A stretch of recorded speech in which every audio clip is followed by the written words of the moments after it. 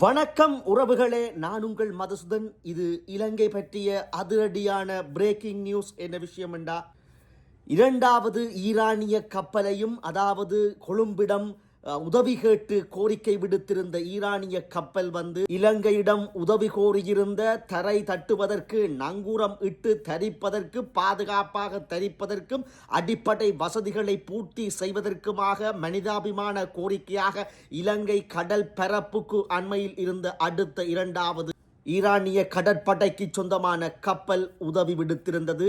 உடனடியாக அதற்கு எந்த பதிலையும் சொல்லாத இலங்கை அரசு அதை பரிசீலித்து வந்தது. ஏனென்றால் இப்ப இருக்கிற போர் பதற்றம், அமெரிக்கா இஸ்ரேல் ஈரானை கண்டமேனிக்கு தாக்குகிறது, ஈரானும் பதில் தாக்குகிறது. முன்னர் முதலாவது ஈரான் கடற்படைக்கு சொந்தமான கப்பல் இந்திய சமுத்திரத்திலே பயணித்துக் கொண்டிருந்த நேரத்திலே நீர்மூழ்கி கப்பலினால் தடால் புடாலாக அமெரிக்கா ஏவுகணை தாக்கி தகர்த்த போது தத்தளித்து கொண்டிருந்த அந்த கப்பலிலே, மூழ்கி கொண்டிருந்த கப்பலிலே சுமார் 32 வீரர்களை பவுத்திரமாக மீட்டது இலங்கை.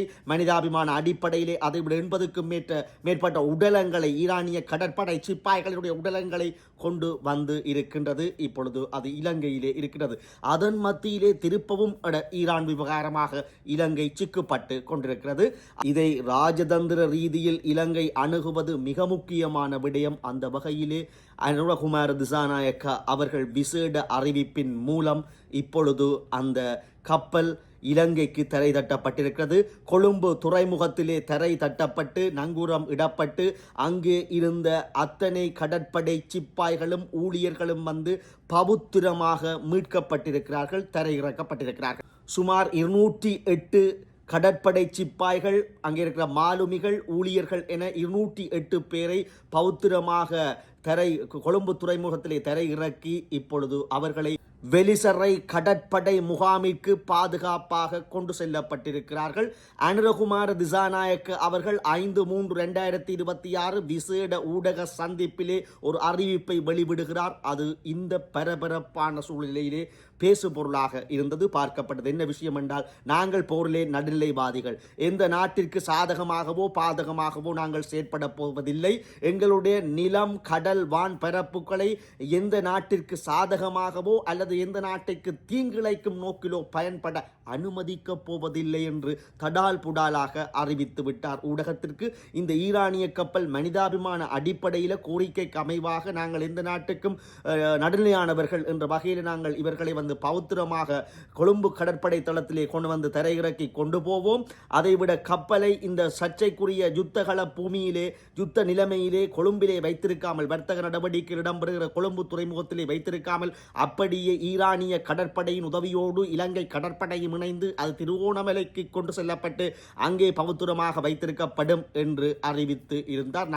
அவர் பிற்பகல் ஊடகங்களுக்கு அறிவித்ததன் பின்னர் நடுநிசையிலே கொழும்பு துறைமுகத்திற்கு ஈரானிய இரண்டாவது கடற்படை கப்பலான ஐரிஷ் ஃபிஷோ கப்பல் இப்பொழுது கொழும்பு துறைமுகத்திலே நங்கூரமிடப்பட்டு பௌத்திரமாக அத்தனை கடற்படை சிப்பாய்களும் வெளியேற்றப்பட்டிருக்கிறார்கள். இது செய்திதான். ஆனால் இந்த பற்றி எரிகின்ற ஈரானிய போர்ல இலங்கை இப்பொழுது பேசுபொருளாக இருக்கிறது. அதாவது ஈரான் பேசப்பட்டு கொண்டிருக்கிறது, மத்திய கிழக்காசியா பேசப்பட்டு கொண்டிருக்கிறது, இஸ்ரேல் பேசப்பட்டு கொண்டிருக்கிறது, அமெரிக்கா பேசப்பட்டு கொண்டிருக்கிறது. அதற்கு நிகராக இன்று இலங்கை பேசப்பட்டு கொண்டிருக்கிறது. விரும்பியோ விரும்பாமலோ இலங்கையினுடைய பெயர் இந்த 3ஆம் உலகம் யுத்தம் ஆரம்பித்து விடுமோ என்று பயபீதியிலே இருக்கிற உலக நாடுகளுக்குள்ள இப்ப இலங்கை அத்தனை சர்வதேச ஊடகங்கள் மட்டுமல்ல, அமெரிக்காவினுடைய பெண்டகன் வரைக்கும் பேசப்படுகின்ற ஒரு விடயமாக மாறி. என்னடாப்பா என்று பார்த்தால், இந்து சமுத்திரத்திலே பயிற்சிக்கு வந்த ஈரானிய கடற்படை கப்பலை மூழ்கடித்து தாக்கி அதிலே இருந்தவர்களை காப்பாற்றிய விடயம் ராயதந்திர சிக்கல். அது முடிந்து ஓய்ந்து சமாளித்து விடுவோம், அதை ஒரு மனிதாபிமான நடவடிக்கை என்று பார்க்கப்பட்ட பின்னணியில் பிறகு அடுத்த நாள் இன்னும் ஒரு ஏழரை சனியன் பிடித்தது போல இலங்கைக்கு என்ன அடுத்த ஈரானிய கப்பலும் இந்த திகில் நிறைந்த பரபரப்பான இந்த போருக்கு மத்தியிலேயும் உதவியை கேட்டிருந்தது. மிகவும் தர்ம சங்கடமான நிலைமைக்கும் ராயதந்திர யோசனைகளுக்கும் அணுகுமுறைகளுக்கும் வித்திட்டது என்றாலும் இலங்கை அதிபர் அதை சரியாக கையாண்டிருக்கிறார். ராயதந்திரத்தில் ராயதந்திர வெளிவிவகாரங்களும் சரியாக கையாண்டு அவர்களை காப்பாற்றி கொண்டு கரை சேர்த்திருக்கிறார்கள். இலங்கைக்கு அந்த நாடுகள், சம்பந்தப்பட்ட நாடுகள் நன்றி உடையவர்களாக இருந்தாலும், ஆனால் இந்த பரபரப்பான நிலைமையில இலங்கை ஒரு பேசுபொருளாகப்பட்டிருக்கிறது.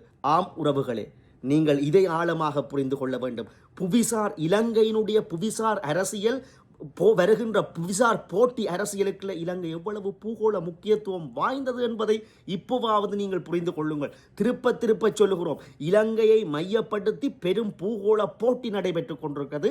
அடுத்தொரு போரோ அடுத்தொரு பொருளாதார ஆதிக்கமோ உலக ஒழுங்கோ மாறுகின்ற பொழுது இலங்கை எவ்வளவு முக்கியத்துவமானது இந்த இந்து மகாசமுத்திரத்திலே என்றதை எப்போதோ ஒருவர் சொல்லிவிட்டார்.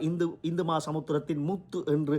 அந்த வகையில் பூகோள போட்டி அமெரிக்கா, சீனா, இந்தியா, இன்னும் ஒரு புறம் இஸ்ரேல் கூட மறைமுகமாக இங்கு புலனாய்வு கட்டமைப்புகளை நிறுவி வேவு பார்த்து கொண்டிருக்கிறது. அந்த வகையிலே இந்த மும்முனை ஆதிக்க போட்டிகள், வல்லாதிக்க போட்டிகள் இலங்கையை சூழ மொய்த்து கொண்டிருக்கின்றன. கடந்த டிட்வா புயலையும் அதை வடிவாக பார்த்து நீங்கள் நிவாரணம் என்ற போர்வையிலே, அதுபோல இப்பொழுது பாருங்கள், ஒரு போர் வெடித்தவுடன் எப்படி இலங்கையும் அந்த பேர் அடிபட்டிருக்கிறது என்றால், 3ஆம் உலகப் போர் வெடிக்குமானால் இலங்கையின் பிராந்திய முக்கியத்துவம் என்ன, பூகோள முக்கியத்துவம் என்ன என்பதை இப்போதாவது நீங்கள் பட்டவர்த்தனமாக உணர்ந்து கொள்வீர்கள். 5 நாள் யுத்தத்திலேயே இலங்கை எப்படி பேசுபொருளாகி இருக்கிறது என்றால், தவிர்க்க முடியாத ஒரு இடத்தில இலங்கை அமைந்திருக்கிறது. இப்படியான போர் பதற்றங்கள் பூகோள ஆதிக்க போட்டிகள் பித்து பிணைந்து பிசகி எடுக்கலாம். நாங்கள் அரசியல் செய்து எங்களுக்கான தேவையை எந்த தேசத்தை நோக்கிய தேவைகளை ஈடு செய்து பெற்றுக்கொள்ள வேண்டும். ஆனால் அதற்கு அரசியல் வலுவாக இல்லை, கட்டுக்கோப்பாக இல்லை, இனத்துக்காக இல்லை, சாதாரணமாக ஒரு கதிரைகளை பெறும் அரசியல்வாதிகளால் நிரப்பப்பட்டிருக்கிறது. மீண்டும் ஒரு நல்ல பதிவினூடாக சந்திப்போம். பதிவு பிடித்திருந்தால் மற்றவருக்கும் பகிர்ந்து விடுங்கள். அதைவிட யூடியூப் தளத்துக்குள்ள போய் சப்ஸ்கிரைப் பண்ணி பக்கத்தில் இருக்க மணியை பிடி தாட்டி விட்டால் மேலும் மணியான பதிவுகளை தாங்கள் ஆராயலாம். நன்றி, வணக்கம்.